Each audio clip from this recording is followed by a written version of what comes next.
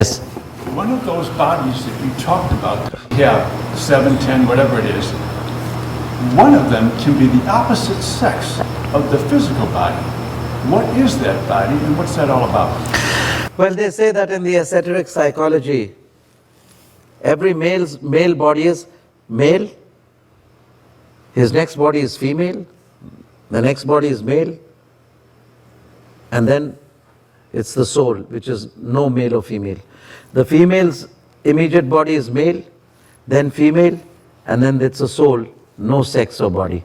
So in the esoteric psychology, it does happen like that those emotions and those tendencies tend to be either potential and reserved in energy or tend to be dynamic. The dynamic ones we call female and the potential and reserved ones we call male. That's what there is. And the male and female are not really essentially different from one another.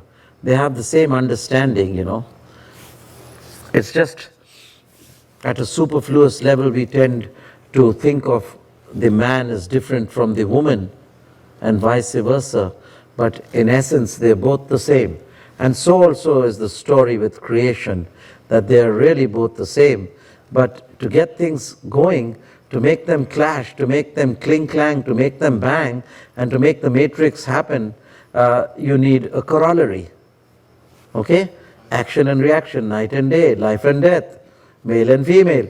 So otherwise creation does not. That's what I said in my latest thing. I said the nature of existence is duality. Without duality, existence cannot happen. And because if you go from the phenomenal relativity, you merge in, you go into the nominal reality.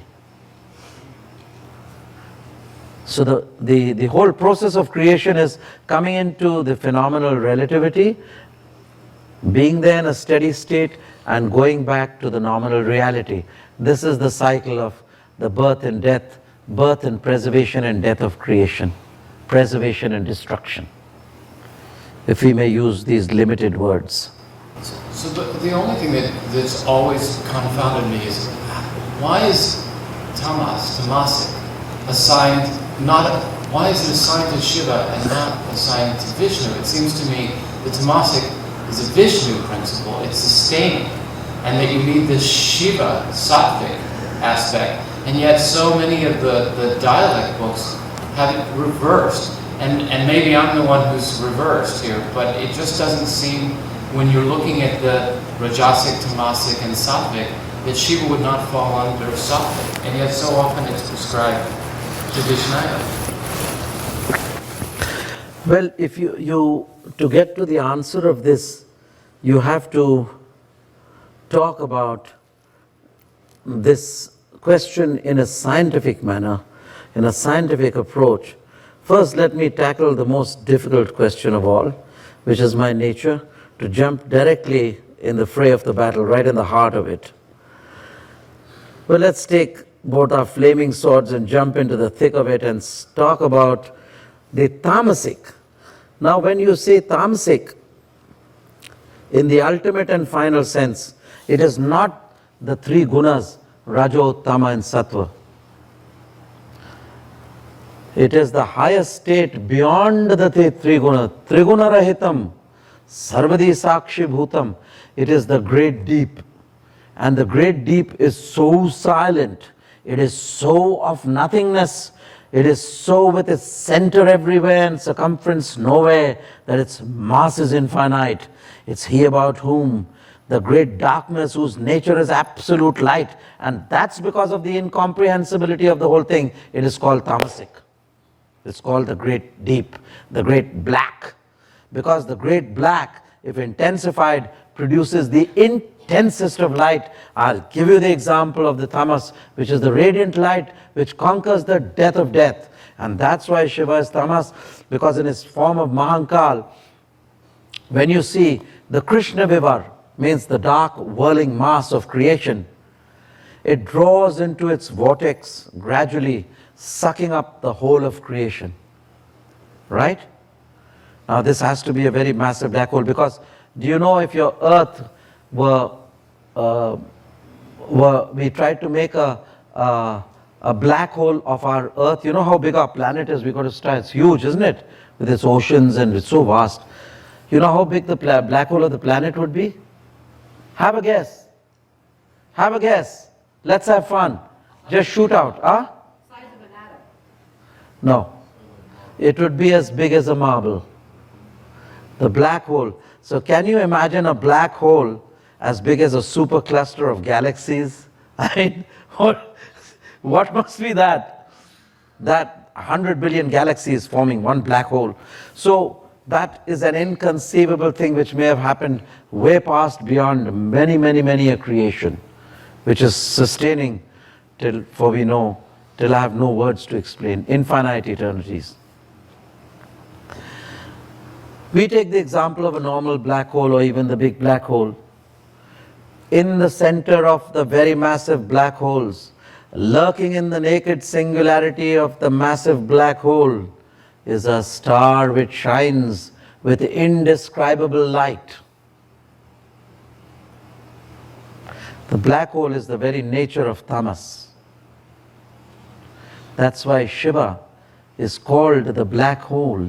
Shiva is the great crunch, and he is the tamas, the great darkness which swallows up relativity, materialism, duality, and makes it into the single black hole, because the space-time continuum break down and Vishnu and Brahma are swallowed up.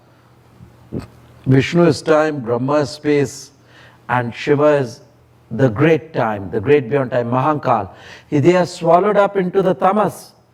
So the sattva of space, the rajas of Vishnu, or they're trying to make Vishnu sattva. I have no problem with the argument of the Vaishnavas and this thing. Swallowed up into tamas. But lurking in the singularity of the massive black hole, after the light has been swallowed up, all light is swallowed up at the Schwarzschild radius, or at the point of aggression, the accretion point. It's known as the event horizon. Who spoke? Why did you? Yes, what do you have to say? No, that's that. What did you say? Eventualize. Oh, I was expecting that. So did we say it together or something? I was yes. You a little later? Okay, sorry. So at the event horizon, the light, space-time continuum is swallowed up. Even the light is swallowed up. That is the great tamas, which is not tamas. Because if light is swallowed up, my question to you, listen carefully. Light is swallowed up, which is causation.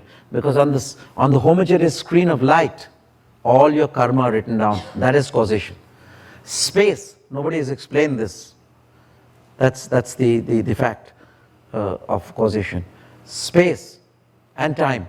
This continuum breaks down into the intense gravitational pull of Mahankal Shiva and turns into tamas, the great black hole. Okay? Tamas is black in color, red, and this Brahma is white, or Sattva is white, let's say. But if light is swallowed up, then in the singularity of the supermassive black hole, there is a shining star of inconceivable light. What is this light which, after an infinity and intensity of compressions beyond the imagination of the gods even, can shine forth a light? What must be that light? That is the tamas, and that is the light of Shiva, which is actually absolute darkness. Total darkness is absolute light. If at one moment time and space, the sunburst of a countless suns occur, that would scarce suffice to show thy shadow, O Lord. What must be thy light? That deserves a clap, yes. Yes, I'm sorry. I have to educate you in clapping.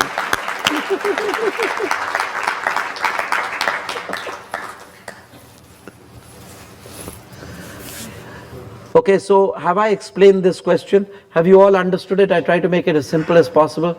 His question was difficult. I couldn't put it in any more baby language. Did you all understand it? How many of you understood 60 to 70% of it? Raise your hands. Okay, I'm happy.